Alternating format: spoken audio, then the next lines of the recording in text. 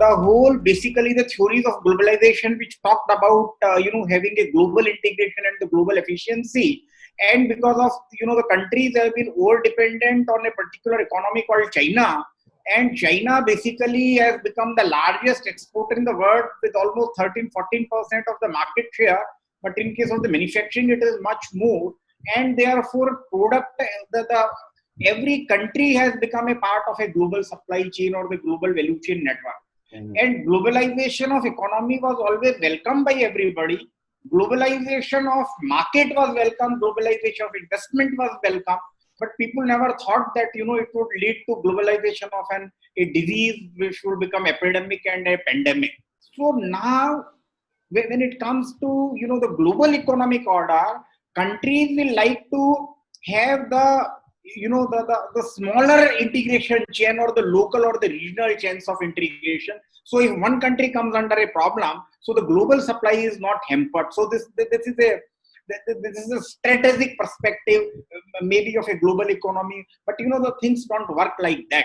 Things work, on the basis of the profit and the competitiveness.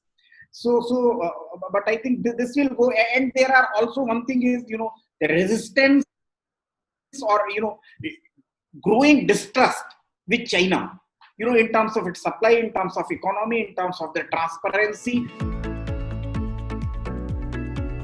This may like to give, a rise to a situation where countries like India, and especially India, a country with, 1.34 billion, population, very, very, competent professionals, big demand,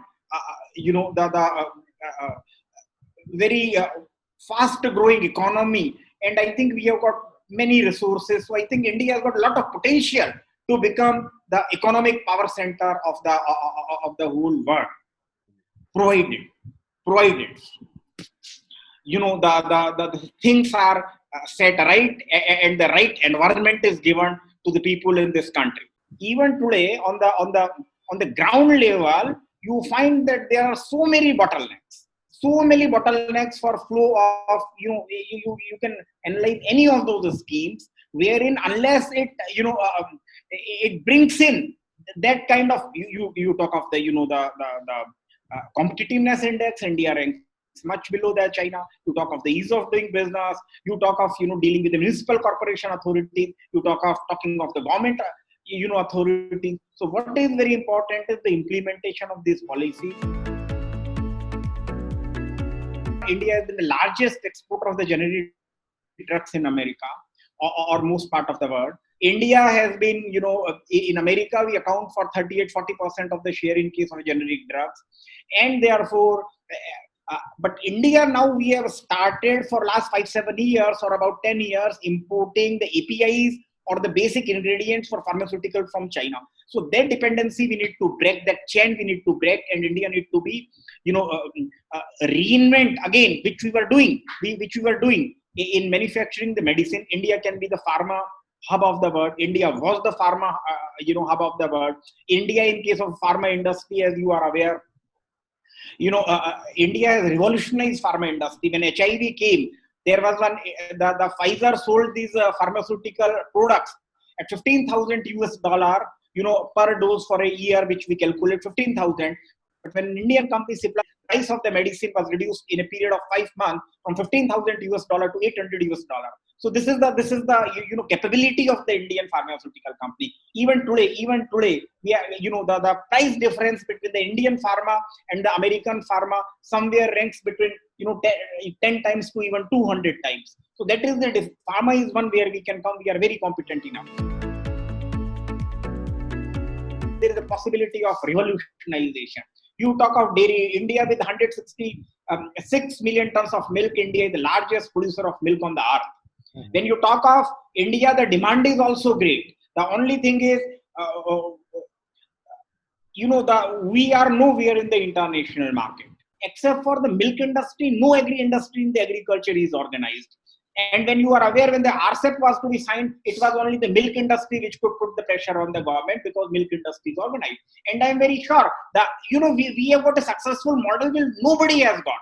When the Western experts we called, and all the Western experts say that India can never be self-sufficient in milk. But I think we have shown them, to be the largest producer of milk. We have come from a net importing, a country to 86 million, tons of milk. And even in next 20, 30 years, the growth in the domestic market in India is going to be amazing, amazing, amazing. And this is a model that you can adapt to other food industries. It is not only the India which is talking of the Atmanirbhar Bharat, but across the world, I think this will give the realization of what we call as a the self-sufficiency, countries becoming self-sufficient, and or what they call as a Swadeshi movement. But I think prior to this also, the Swadeshi movement was taking place in multiple countries. In France, you have seen, the Made in France they wanted. Even in, Britain, you have seen Britain has come out of Brexit. European Union with the Brexit, because they wanted, to protect the interest of the British and not the interest of the European. America, you are aware of the Trump always said that America first and not. And Trump was very, very vocal to say. Trump was very vocal to say, I am doing nothing wrong. I am not the, president of the whole world. I am president of America. And therefore, there is nothing wrong to say that a country talks of that a country will like to, and countries have become more vocal. We have seen this vocalness never before. When the Prime Minister of India said that, you need to be vocal for local, and then local should go to global. So there could be some problem, how this could be global. But India, when we talk of India, India is a big market. India is a huge market.